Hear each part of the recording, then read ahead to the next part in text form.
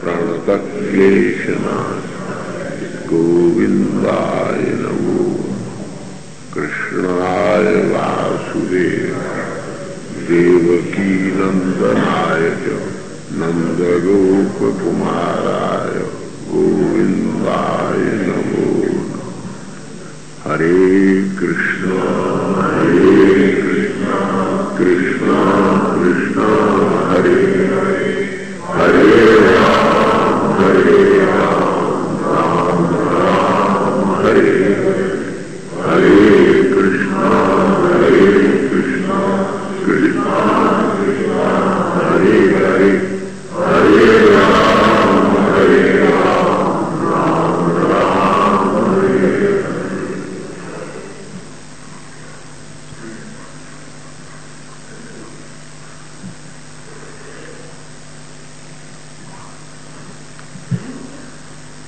ठाकुर जी की अहेतु की कृपा से और मदन लाल जी के शाश्वत प्रेम के आकर्षण से पुनः उपस्थित होकर के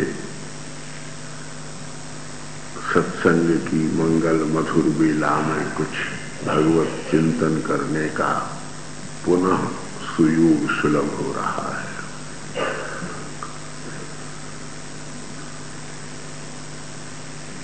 अमृतसर आकर के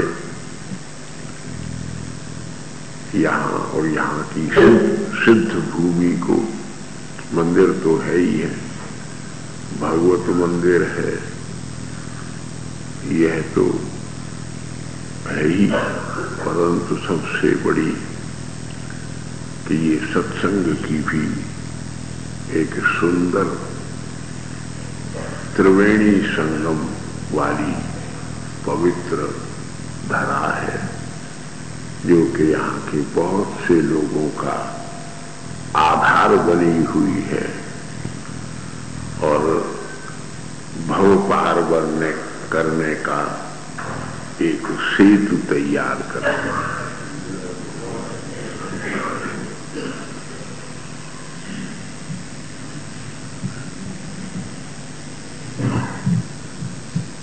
चिंतन की तो एक ही बात है कि तोता को और बालक को बार बार एक बात रटानी पड़ती है। उस पढ़ाने के प्रयत्न को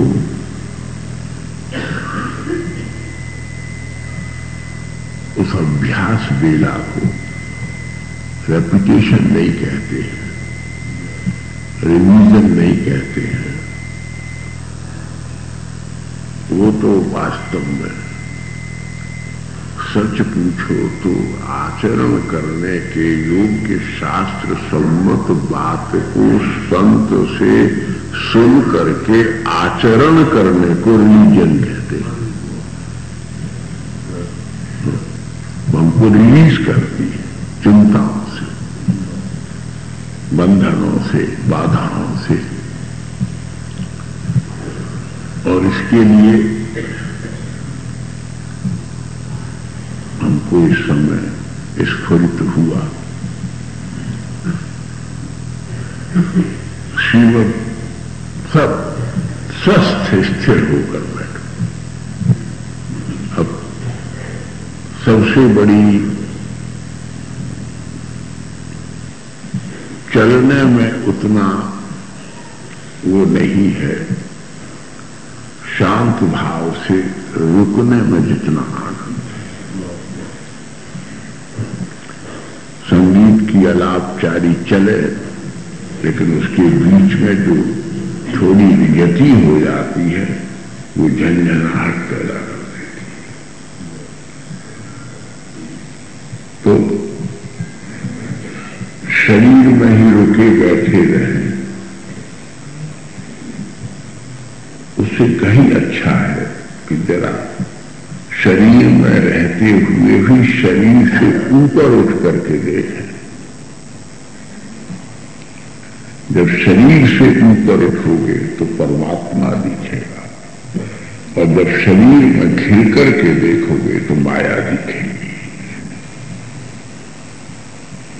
शरीर से अपनी वृत्ति को तो फिर रोग भी नहीं सताएगा, राग भी नहीं सताएगा। इस बात को ब्रह्मा जी अपने ढंग से कह रहे हैं श्रीमद् भागवत के 10वें स्कंध के 4वें अध्याय में। तावत् रागालय सर्वे, तावत् कारागृहम गृहम, तावंघ्रि मोह निकटो, यावत् कृष्ण न तेजना। छोटा सा श्लोक है। संसार में स्वाभाविक है उद्वेग का,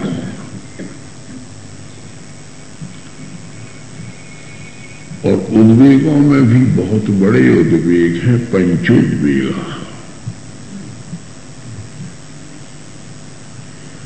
अधीर लोग न तो भूख सह सकते और न प्यास सह सकते,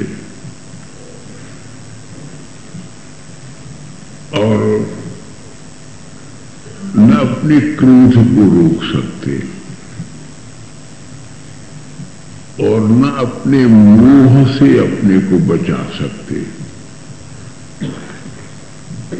और न द्रोह से अपनी रक्षा कर सकते हैं, उसी में जलते रहते हैं।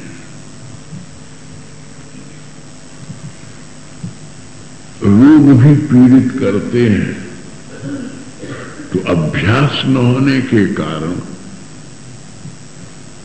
हरिस्मरण नहीं होता है, केवल रोग की व्यंजना होती है। हाय क्या करें, दवाई लाओ, इंजेक्शन लाओ, डॉक्टर को लाओ। और फिर जब काम का वेग होता है, क्रोध का वेग होता है, लोभ मोह का वेग होता है, तो पागल हो जाता है। तो ब्रह्मा जी ने एक शब्द में कहा तावत। पर इस बात को हम न भूलें कि ये लिमिटेड है, सीमित है, इनकी अपनी एक अवधि है, एक परिधि है, और इनसे बचने की एक विधि भी है।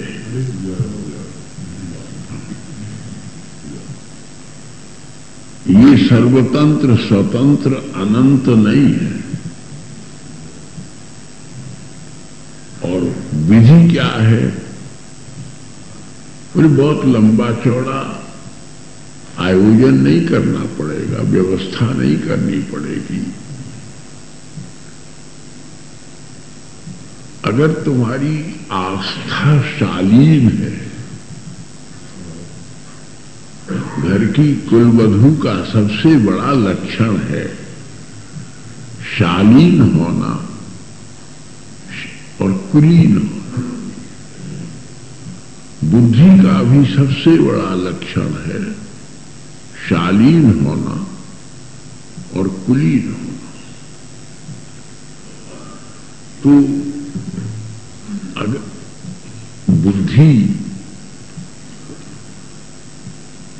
कुलीन और शालीन है तो फिर उसके लिए कोई बहुत हल्की सी विधि है।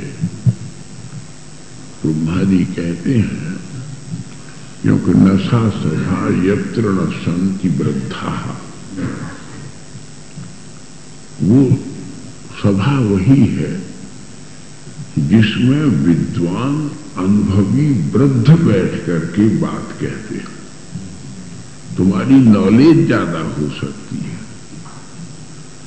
लेकिन उन्होंने नॉलेज को एक्नॉलेज किया है। प्रणतक्लेशनाथ गोविंदाय नमो, कृष्णाय वासुदेव देवकी नंदनाय नंदगोप कुमाराय गोविंदाय नमो। हरे कृष्णा कृष्णा कृष्णा हरे हरे, हरे राम राम राम हरे हरे, कृष्णा कृष्णा कृष्णा हरे हरे, हरे राम राम राम हरे हरे।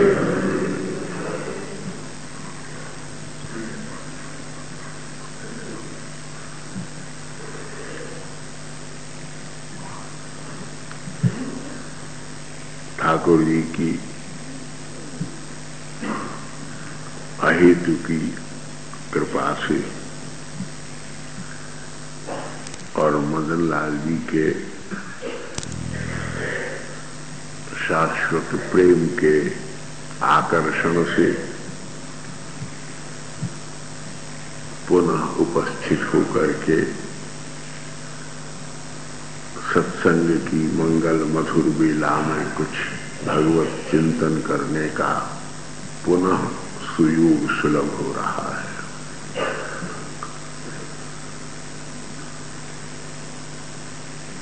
अमृतसर आकर के यहाँ और यहाँ की सिद्ध भूमि को, मंदिर तो है ही है, भगवत मंदिर है,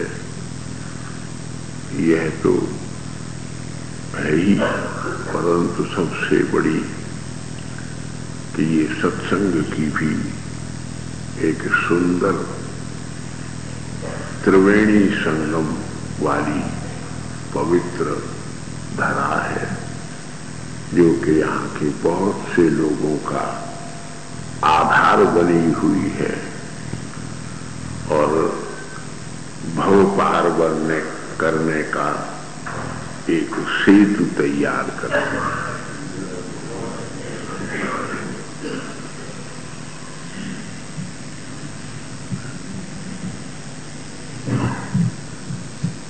चिंतन की तो एक ही बात है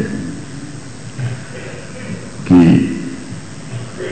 तोता को और बालक को बार बार एक बात रटानी पड़ती है। उस पढ़ाने के प्रयत्न को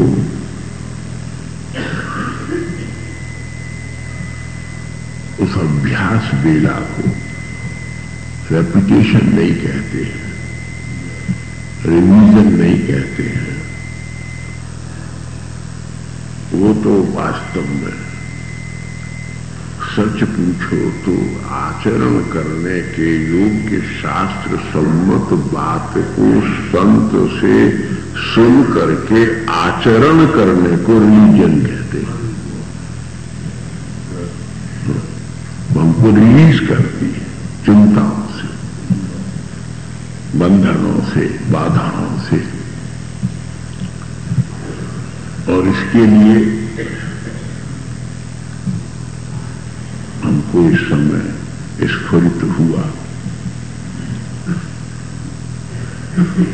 शिव सब स्वस्थ स्थिर होकर बैठो।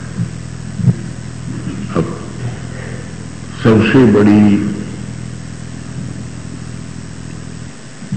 चलने में उतना वो नहीं है, शांत भाव से रुकने में जितना आनंद है। संगीत की अलापचारी चले, लेकिन उसके बीच में जो थोड़ी विगति हो जाती है वो झंझनाहट पैदा कर देती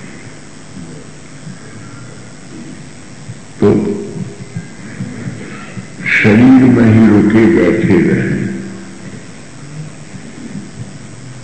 उससे कहीं अच्छा है कि जरा शरीर में रहते हुए भी शरीर से ऊपर उठ करके देखें। जब शरीर से ऊपर उठोगे तो परमात्मा दिखेगा, और जब शरीर में घिर करके देखोगे तो माया दिखेगी। शरीर से अपनी वृत्ति को तो फिर रोग भी नहीं सताएगा, राग भी नहीं सताएगा। इस बात को ब्रह्मा जी अपने ढंग से कह रहे हैं श्रीमद् भागवत के 10वें स्कंध के 4वें अध्याय में। तावत् रागालयः सर्वे, तावत् कारागृहं गृहं, तावंघ्रि मोह निकटो यावत् कृष्ण न तेजना। छोटा सा श्लोक है। संसार में स्वाभाविक है उद्वेग का,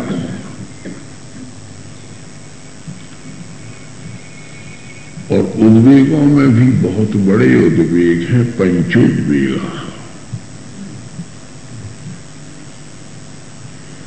अधीर लोग न तो भूख सह सकते और न प्यास सह सकते, और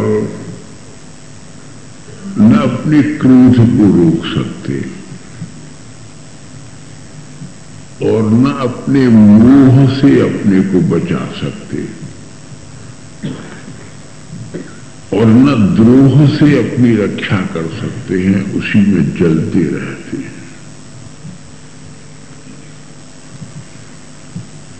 रोग भी पीड़ित करते हैं, तो अभ्यास न होने के कारण हरिस्मरण नहीं होता है, केवल रोग की व्यंजना होती है। हाय क्या करें, दवाई लाओ, इंजेक्शन लाओ, डॉक्टर को लाओ। और फिर जब काम का वेग होता है, क्रोध का वेग होता है, लोभ मोह का वेग होता है, तो पागल हो जाता है। तो ब्रह्मा जी ने एक शब्द में कहा तावत। पर इस बात को हम न भूलें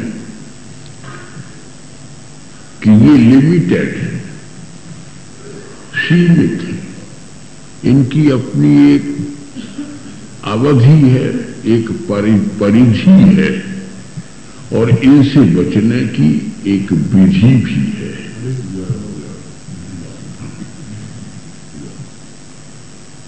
ये सर्वतंत्र स्वतंत्र अनंत नहीं है।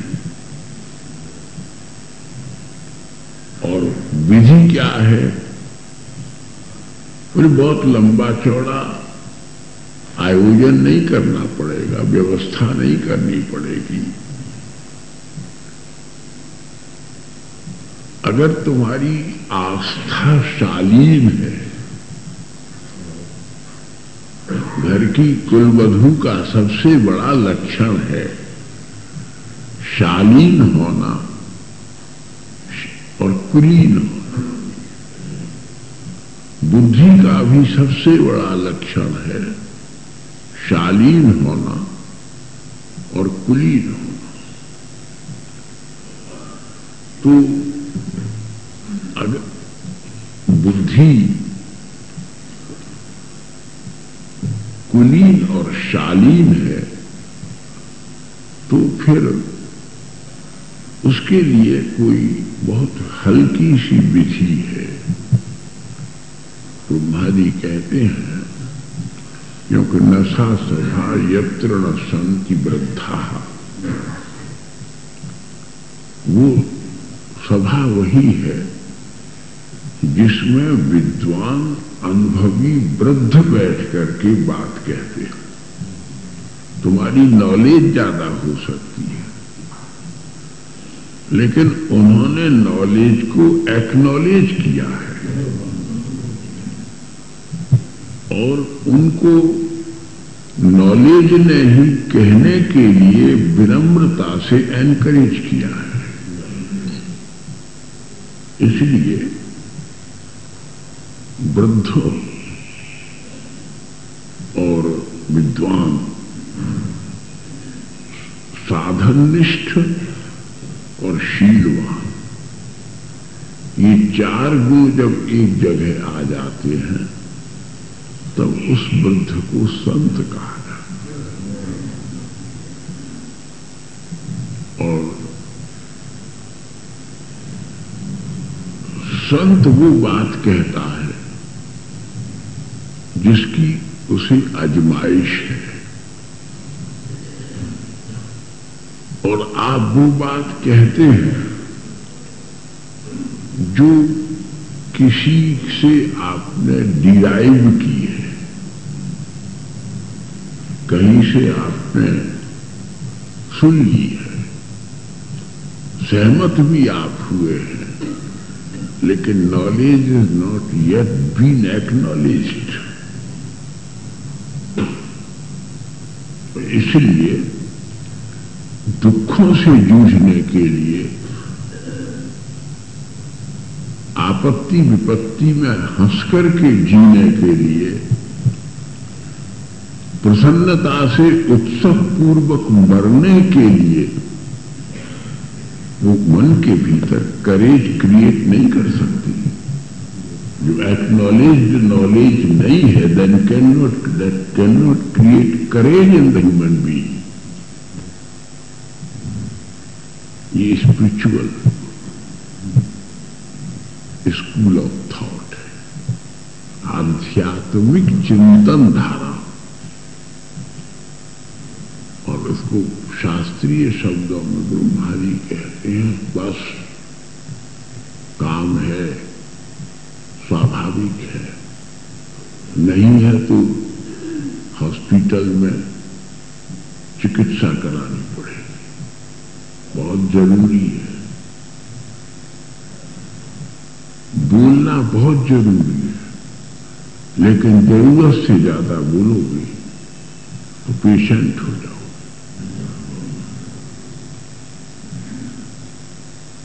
शब्द से जितनी शक्ति क्षीण होती है, पांचों ज्ञानेन्द्रिय और पांचों कर्मेंद्रिय मिलकर के भी कुछ प्रयत्न करें तो भी उतनी शक्ति का नाश नहीं होता।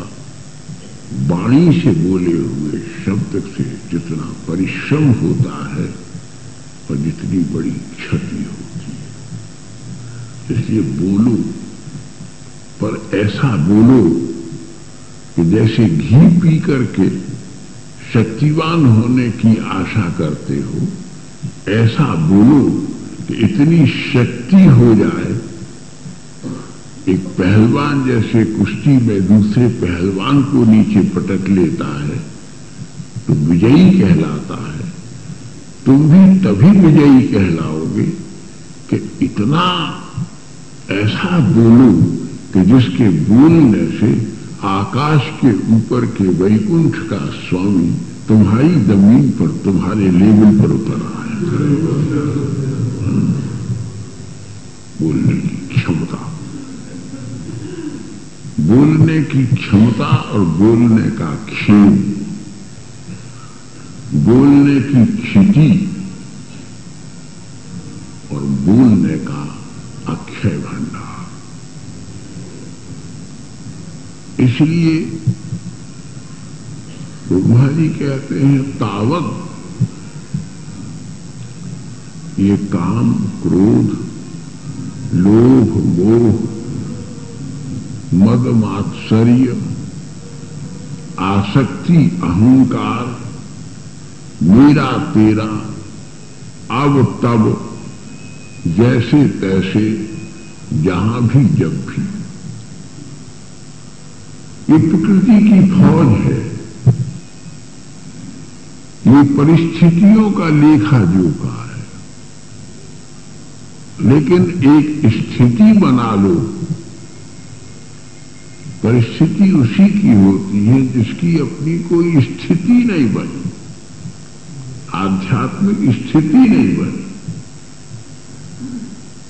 भजन की आदत नहीं बनी, नाम लेने का अभ्यास नहीं बना, संतों के सुयोग का, मिलन सुयोग का सुयोग नहीं बना, जीवन को अच्छी दिशा में ले चलने का संकल्प नहीं जगा, और जब तक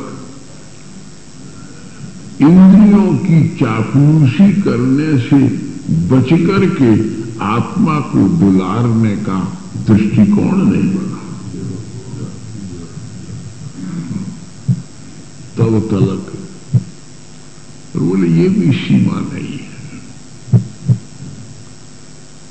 लेकिन जितने भी अगर दरवाजा खुला है और चौकीदार नहीं है तो कोई भी घुस सकता है, और आपके रोकने पर वो कह सकता है कि न तो आपने कोई प्रोहिबिशन बोर्ड लगाया है, न कोई संतरी खड़ा किया है, आप कैसे रोकते हो?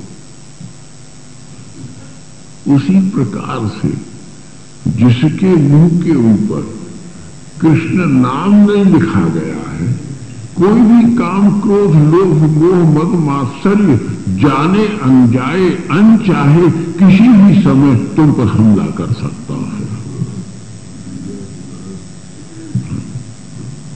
और यदि तुमने ये नाम का संतरी मुखद्वार के ऊपर खड़ा कर दिया है तो कितनी भी रूप की, रस की, गंध की, आकर्षण विमोहन की, और भी कितने आकर्षण की, कितनी भी वस्तुओं का कितना बड़ा अंबार सामने खड़ा हो, हमारी बुद्धि न लालच पैदा हो सकता है, न लोभ पैदा हो सकता है, न आकर्षण पैदा हो सकता है, न उसके प्रति चाह हो सकती है। जब चाह ही नहीं होगी तो आह और कहां से आएगी? फिर आह के आने का तो एक ही रास्ता रह जाएगा, कृष्ण प्रेम। फिर तो कोई द्वार नहीं रहेगा। और जब कृष्ण प्रेम में आह निकलेगी, कराह निकलेगी, कसक निकलेगी, तो जैसे गर्म हवा के झोंके से मच्छर आदि इंसेक्ट्स पॉइजनस इंसेक्ट्स मर जाते हैं, ऐसे ही कृष्ण प्रेम की जब आह निकलेगी तो काल, माया और प्रारब्ध उसकी गर्म लू के स्पर्श से तुमसे बहुत दूर चले जाएंगे, पीछे हट जाए। इसलिए तावत रागा दया, ये जितने भी राग हैं, रोग हैं, पेट में रोग पैदा होते हैं, मन में राग पैदा होते हैं, ये दोनों पास पास है। ये हार्ट है, ये तो ब्लड सर्कुलेशन सेंटर है, ये हार्ट, ये हृदय नहीं है, ये वो तो मेडिकल उसमें हुआ है। मन तो का कोई स्वरूप ही नहीं है, अस्तित्व तो है लेकिन आकार नहीं है। और वो पेट के साथ, क्योंकि जो भी कुछ आप खाते हो वो पहले पेट में जाता है, जो भी कुछ आप सुनते और समझते हो पहले मन में जाता है, वहां से सर्कुलेट होता है, मन से स्थूल पदार्थ, रासायनिक पदार्थ पेट से पैदा हो, पेट से सर्कुलेट होता है। कोई दवाई खाते हो पेट में जाती है, दर्द कान में है कि नाक में है कि आंख में है कि छाती में है, पेट से वो दवाई फिर वहां पहुंचेगी, असर वहां होगा। कोई भी बात है वो मन में पहुंचेगी, मन से सर्कुलेट होकर के फिर तुम में चिंता, आवेग, उद्वेग उत्पन्न करेगी। पेट को ठीक रखो और मन को ठीक रखो तो फिर सारा का सारा चोटी से एड़ी तक शरीर स्वस्थ रहेगा, स्वच्छ रहेगा, शांत रहोगे, समाधान पूर्ण रहोगे, श्रेयपूर्ण रहोगे और निश्रेयस की प्राप्ति करोगे। और इसलिए तावत शब्द में, क्योंकि संस्कृत की भाषा कामधेनु है, दुर्भाग्य से इस देश से लुप्त हो गई और जो धर्म का काम भी कर रहे हैं, सत्संग, प्रवचन, कथा, उन्हें भी ठीक ठीक कहने की तो क्षमा, लेकिन जो यथार्थ बात है, उन्हें भी इस भाषा से कोई ज्यादा संपर्क और संबंध नहीं है। जबकि क्रियावत बोले कि एक निर्धारित सीमा है। प्रकृति में काम है किसी के, और वो काम भी तो भगवान का ही एक रूप है। उस पौराणिक भाषा में कहें तो काम तो कृष्ण का पुत्र है, प्रद्युम्न महाराज, रुक्मिणी नंदन। और वैसे भी काम शब्द के आगे भगवान काम लगता है। कोई को काम से मतलब कोई एक क्रिया नहीं है, कोई भी तरह की कामना, कोई भी प्रकार की उत्सुकता, उत्कंठा, किसी भी पदार्थ के लिए उद्वेग, आवेग, तो परंतु काम की एक सीमा है। काम तुमको बहुत पीड़ित करेगा, काम को तुम जीत नहीं सकते। ईश्वर है, ईश्वर कोटि में है। बोले क्या कर सकते हो? बोले कृष्ण नाम तुम कहो, काम कहता है मैं तुम्हें छोड़ के चला जाऊंगा। बड़ा पावर। क्रोध को कहो तुम हट जाओ। क्रोध ईश्वर है, भगवान शिव का स्वरूप है, रुद्र है। वो तीसरा नेत्र खोल करके असत को भी नष्ट कर सकते, क्योंकि विवेक के देवता हैं। इसलिए सत तो नष्ट नहीं होता, लेकिन असत नष्ट हो जाता है, अचित नष्ट हो जाता है। भगवान शिव है क्रोध, पर कैसे कहते हैं? बोले क्रोध तुमको आता है गरीब के ऊपर, स्त्री के ऊपर। तुम स्वयं अपने, हम चाहे स्वयं में कितने मूर्ख हों, लेकिन बच्चे पर क्रोध करने को उसके सामने प्रमाणित करेंगे कि हम बहुत समझदार हैं। अपनी समझदारी उसके माथे ठोकना का प्रभाव उस पर गिरना चाहते, लेकिन तावत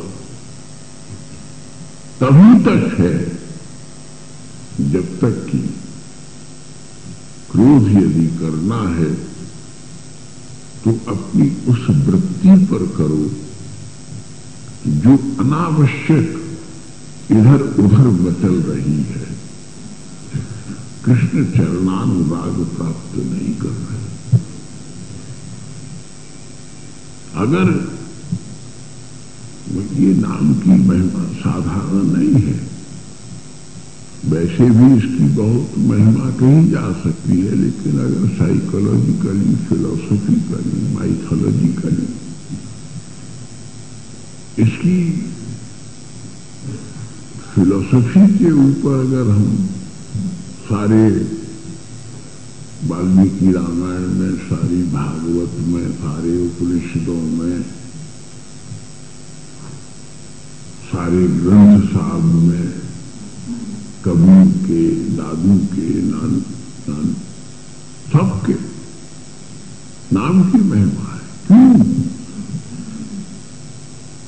कि एक साधारण काम के लिए आप किसी मुलाहिदेदार को ले जाते हो तो ऑफिसर थोड़ा दब के बात करता है। अगर नाम को जबान पर ले जा करके जाओगे तो भगवान को भी तुम्हारा मुलाहिदा करना पड़ेगा।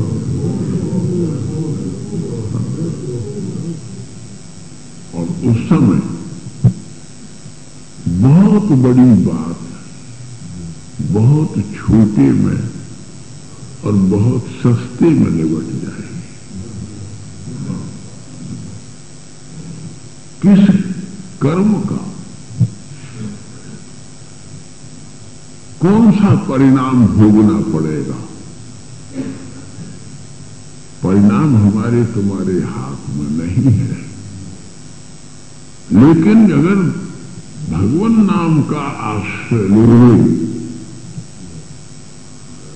तो वह परिणाम हाथी के आकार में तुम्हारी ओर दौड़ेगा, लेकिन तुम तक पहुंचते पहुंचते चैती रह जाएगा।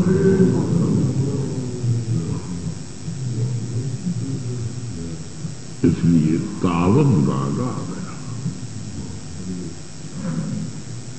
अब इस सूत्र को रूल की तरह से कितना भी मंथन किया जाए,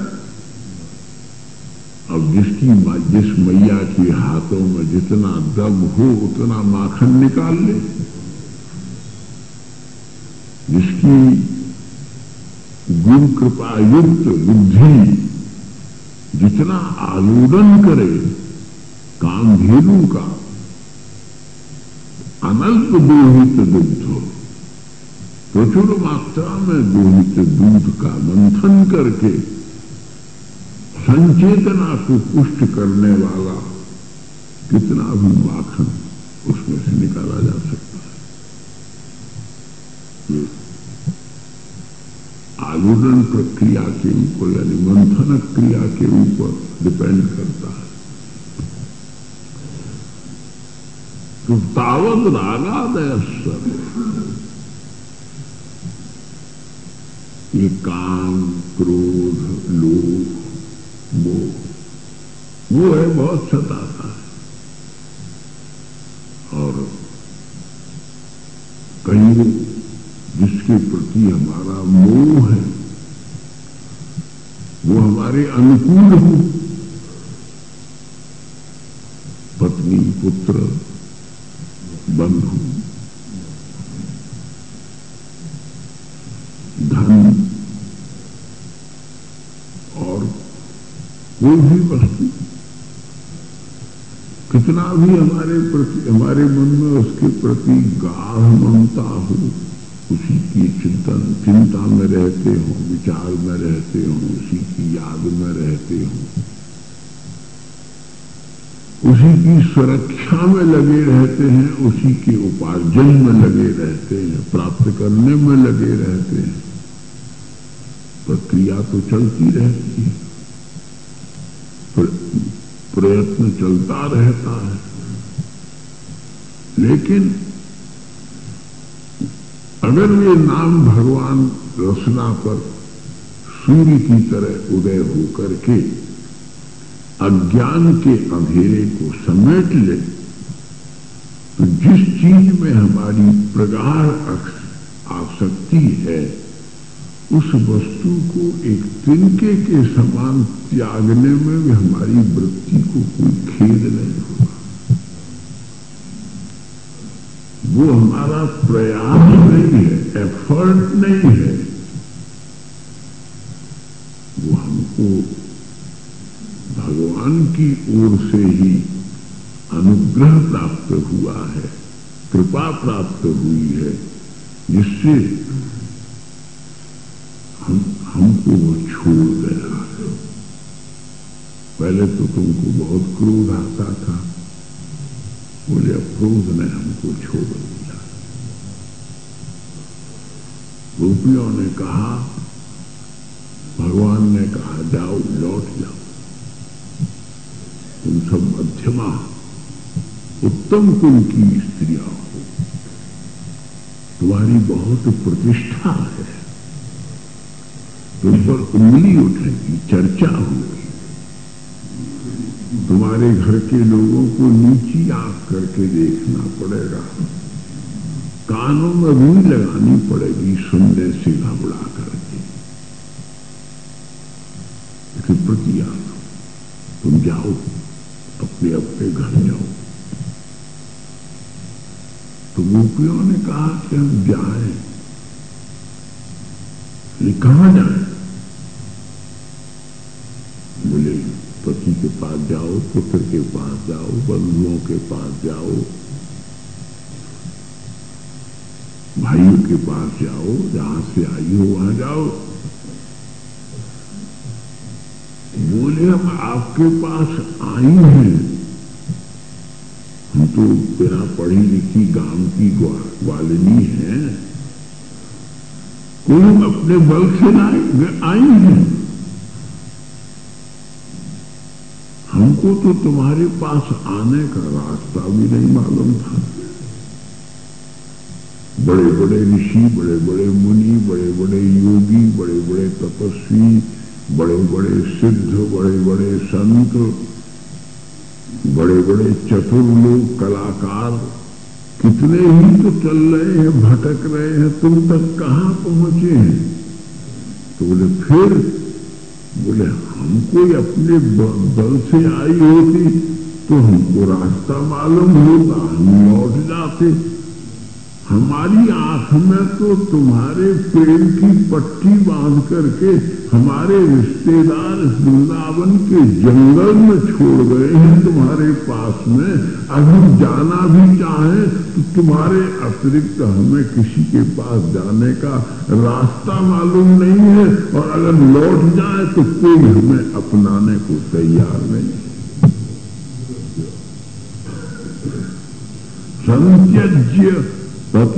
संत्यज्य बांधव जन्म च विभीषणो, मैं नहीं आया हूं, लात मार करके मुझे राक्षसेंद्र ने अपनी लंका से निकाल दिया है, और इस प्रकार की लात मारी तो लात खा करके एक बॉल अपने गोल तक पहुंच जाती है। भैया ने ऐसी लात मारी कि लंका की विषय नगरी से उछल करके रघुनाथ के चरणों में आकर के मैं ठीक हो गया हूं। अब तुम में दम हो तो तुम ही एक ठोकर मारो तो फिर मैं लंका में चला जाऊं। तो ठाकुर तो लात मार सकता है, इसका भरोसा नहीं है, लेकिन याद रखो ठाकुर का नाम लात नहीं मार सकता।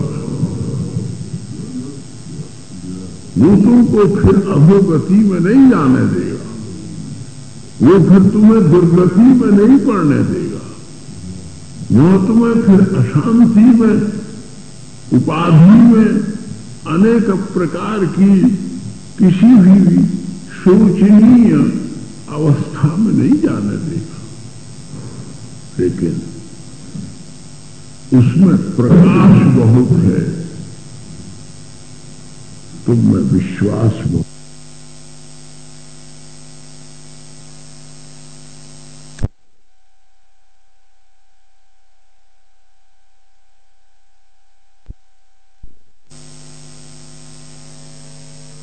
नहीं कह दिया संत्यज्य सर्व विषयांस्तव पादमूलम।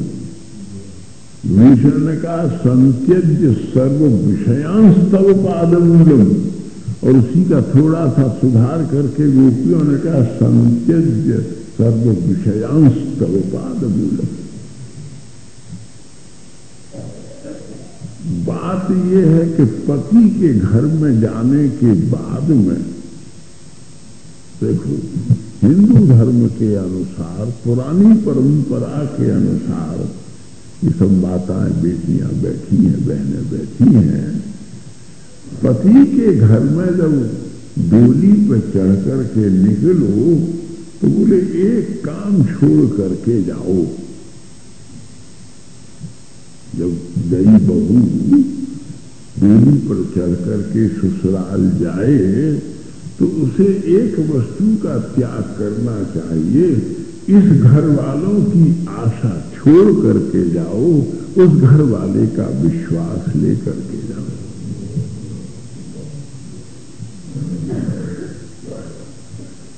अगर वहां के विश्वास में यहां के लोगों की आशा बनी रही तो न तुम्हें टिकने देगी न उन्हें टिकने देगी। दोनों जगह पर जीवन की सुख शांति डिक्शनरी के शब्द रह जाएंगे, जीवन के आचरण से उनका संबंध नहीं बनेगा। अपने अंतर मन से उसका कोई जोड़ नहीं होगा। इसलिए ये जितने भी रोग और राग हैं, ये तभी तलक तंग कर रहे हैं, तभी तलक पीड़ित कर रहे हैं, जब तलक तुम्हारे ऊपर पति स्त्री पिता के घर की आशा कब छोड़ सकती है? जब पति के घर के प्रति उसमें प्रगाढ़ विश्वास हो जाए। अब मेरा पति है,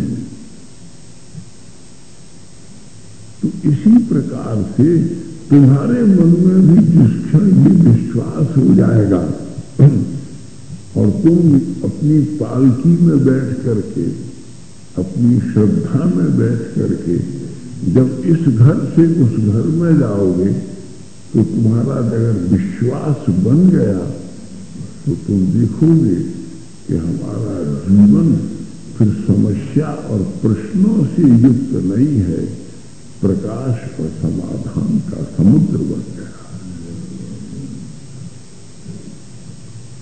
प्रकाश ही प्रकाश और समाधान ही समाधान, सब सॉल्यूशंस हैं हमारे पास में। अनंत तारों का, चंद्रमा का, सूर्य का, दीपों का प्रकाश भी है। और इसी को कहते हैं कि अपना अगर वो विश्वास तोड़ भी दे, तोड़ना भी चाहे तो भी नहीं टूटता है, क्योंकि विश्वास तुम्हारी बुद्धि का अंग नहीं है, विश्वास तुम्हारी आत्मा का अंग है। और इसीलिए एक शब्द में कहते हैं, ये देखो कि आत्मविश्वास कितना है, सेल्फ कॉन्फिडेंस कितना है, सेल्फ सेटिस्फैक्शन कितना है। अगर सेल्फ सेटिस्फैक्शन कमी है तो उसमें अवश्य कोई न कोई इन्फेक्शन है, उसमें कहीं न कहीं कोई कमी है, कोई अभाव है। और वो अभाव क्या है? हमारे तुम्हारे भीतर केवल एक अभाव है। अगर शास्त्र के आश्रय में चिंतन करें तो वैशेषिक दर्शन के अनुसार, हे मनुष्यों, तुम्हारे भीतर केवल एक ही अभाव है, एक ही कमी है, कि तुम में आत्मविश्वास नहीं है। You are lacking self confidence, और सेल्फ कॉन्फिडेंस उसी में नहीं होता है जो सेल्फिश नहीं होता, जो सेल्फनेस को रिकॉग्नाइज करता है। तो अपनेपन को समझो। तो कोई कहे कि तुम्हारापन का क्या स्वरूप है? बोले कृष्ण तुम्हारे पन का ही तो स्वरूप है। अगर वेदांती होकर के विचार करो, वेदांत तो वेदांत की अनेक कक्षा, उसके ऊपर बहुत भाष्य है। मध्वाचार्य का भाष्य है कि जगत भी सत्य है, ब्रह्म भी सत्य है, तुम भी सत्य हो, वो भी सत्य है। विशिष्टाद्वैत, शुद्ध अद्वैत का एक ही है, कोई फर्क नहीं है। शंकराचार्य का भाष्य है, नहीं, कुछ विशेषता है, इन दोनों में अपनी अपनी विशेषता है। ये रामानुजाचार्य भगवान कह रहे हैं। बोले समय के अनुसार वो भी है और वो भी है, ये भगवान वल्लभाचार्य कह रहे हैं। तो एक दर्शन की बात को, ये तो पंडितों के पढ़ने, क्लासरूम टीचिंग है। ये तो सभा का प्रवचन नहीं हो सकता कि शुद्धाद्वैत, द्वैत, विशिष्टाद्वैत, द्वैताद्वैत, भेदा भेदा, चिंत्या भेद, भेदा भेद, ये सब अलौकिक ढंग से दार्शनिक पद्धति से ब्रह्म तत्व, जगत तत्व, प्रकृति तत्व की विश्लेषणा में, विवेचना में कितने में कितना अंतर है, कितने में कितना अंतराय है, कितने में कितनी किस प्रकार का फर्क है और किसमें किस प्रकार की एकता है, ये सब निर्णय करने के लिए तो मस्तिष्क प्रधान विद्वज्जनों की गोष्ठी इस पर विवेचना करेगी। लेकिन साधारणतया सबके लिए, फॉर द कॉमन मैन, सबसे मुख्य बात एक ही है कि ये देखो कि तुम्हारे प्रति विश्वास कितना है।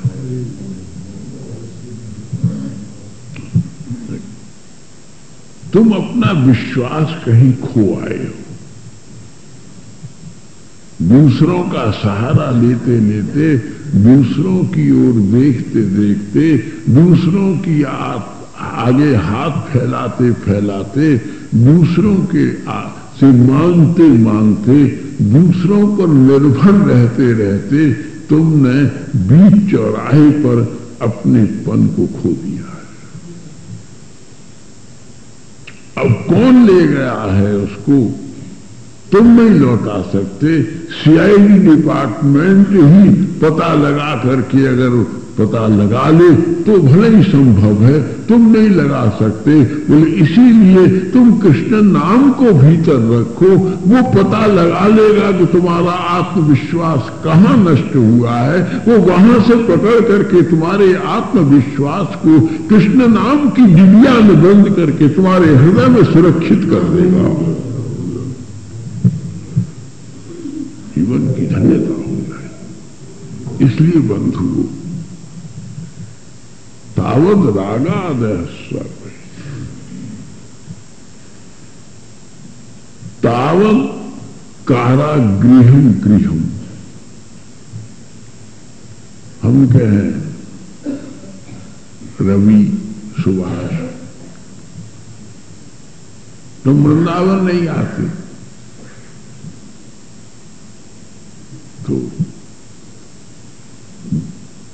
क्या है रस, क्या तकलीफ है, क्या प्रतिबंध है।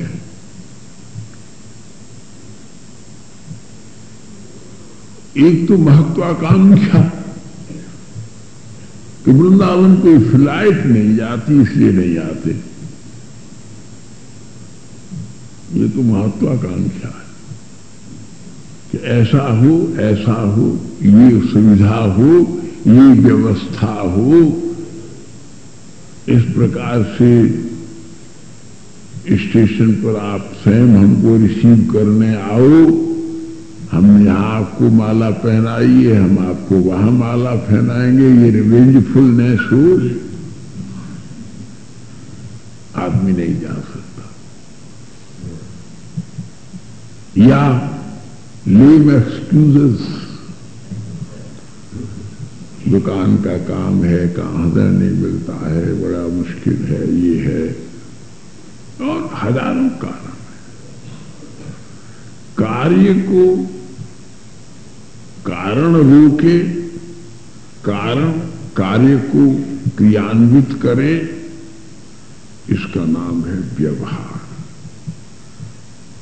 एक शब्द बात यह ना कि भगवान की कृपा से हमारा दोनों विषय हमारे अध्ययन के रहे, साइकोलॉजी और फिलॉसफी, दोनों विषय रहे, लिटरेचर भी थोड़ा बहुत, तो सम्मिश्रित होकर के एक बात का कहने का तरीका बन जाता है साधारणतः। तो आप कारणों से, परिस्थितियों से जानते हुए भी कि जाना चाहिए, आप नहीं जा पाते। उसका कारण तो कोई दूसरा नहीं है, तुम्हारे ही मन में दृढ़ संकल्प नहीं है। कमी क्या है? जियालाल तो बहुत अमीर हैं, लेकिन हम कहेंगे अरे जियालाल तुम बहुत गरीब हो। तो गरीब का मतलब दौलत थोड़ा ही है। गरीब का विश्वास है कि डिसीजनल स्टेप लेने में अनेबल हो।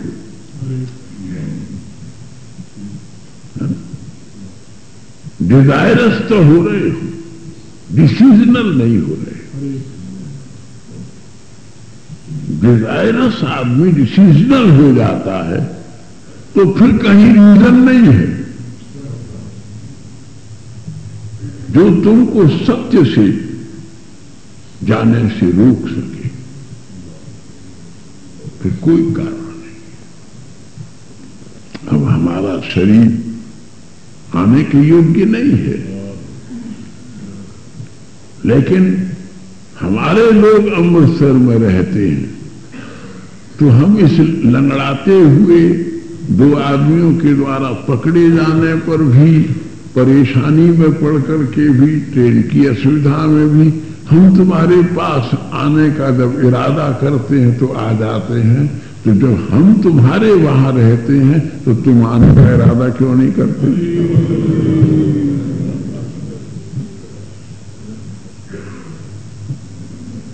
तुम्हारे पास हम यहां आ रहे हैं, ये भी सुंदर है, लेकिन यहां से वहां जाना तो अति सुंदर है, अति अभिराम है। कहीं कथा मिलेगी, कहीं दर्शन मिलेगा, कहीं उत्सव मिलेगा, कहीं प्रसाद मिलेगा, कहीं संत मिलेंगे, कहीं ठाकुर जी की लीला मिलेगी, शांति मिलेगी। ये विश्वासी क्या कम है कि हम वृंदावन जा रहे हैं।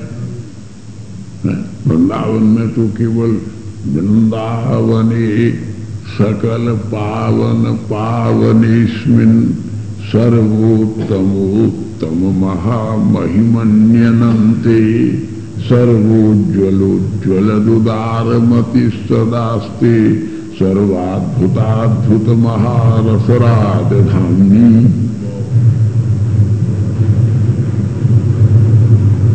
उदारमति हो करके एक तो दृढ़ संकल्प, दृढ़ विश्वास और कई प्रकार के विघ्न आएंगे, बाधाएं आएंगी, विकृति आएंगी, व्यवधान आएंगे, विमोहन आएंगे, विकर्षण आएंगी। हम सबसे जूझ सकेंगे, यह अपने भीतर उत्साह। राधा रानी का स्वभाव क्या है? उत्कंठा। श्री कृष्ण का स्वभाव क्या है? उत्साह। श्री कृष्ण का स्वभाव राधा रानी में चला जाता है, तब उत्साह और उत्कंठा दोनों उनके भीतर भाव का कितना बड़ा अंबार खड़ा कर देती है। और जब राधा रानी की उत्कंठा श्री कृष्ण में चली जाती है, तो उत्साह और उत्कंठा से युक्त होकर के कृष्ण, जिनके चरणों को योगेश्वर अपनी समाधि में ध्यान कर रहे हैं, वृंदावन में बैठो पलोटत राधिका पायन। उत्कंठा और उत्साह वो विपर्य उत्पन्न करता रहता है कि मनुष्य के भीतर आनंद का इतना संचय हो जाता है। किसी के घर में इतना अनाज का स्टोर होता है कि अगर बाजार में चीज न मिले, हड़ताल हो जाए, दुकान बंद हो जाए, तो भी 10-5 दिन वो अपने परिवार का पालन कर लेता है।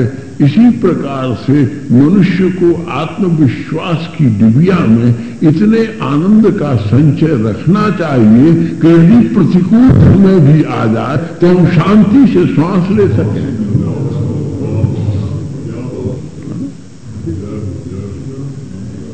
साहस से जी सके। और अरे आदमी से लड़ा तो क्या लड़ा? आदमी तो वही है जो परिस्थिति और प्रारब्ध से लड़ता है और इनको जीत करके विजय का ध्वज लहराता हुआ अपनी स्थिति में लौट आता है। ये दर्शन शास्त्र है, ये फिलोसॉफिकल इंस्पिरेशन। और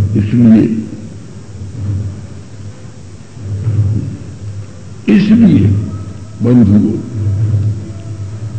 ये सारा उत्साह, सारी उत्कंठा, इसको कहते हैं, ये सारी ऊर्जा, व्यक्तित्व, ऊर्जस्वित व्यक्तित्व, धीर गंभीर। और ऊर्जस्वित व्यक्तित्व कौन होता है? जिसमें बंधु राग नहीं होता और रोग नहीं होता। राग और रोग होने पर औषधि की जरूरत है, होने पर चिकित्सा सापेक्ष प्रॉपर ट्रीटमेंट चाहिए।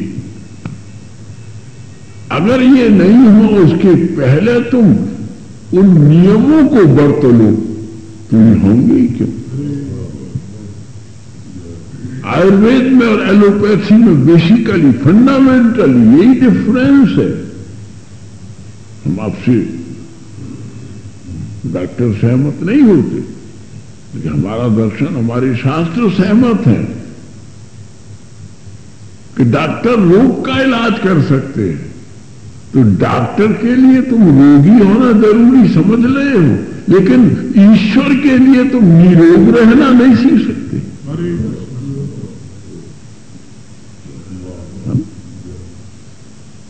शरीर की तो अपनी परिस्थिति, हम नया शरीर कहां से लाएंगे? पर हम इस शरीर के भरोसे बैठ जाएं तो कैसे बैठे रह जाएंगे?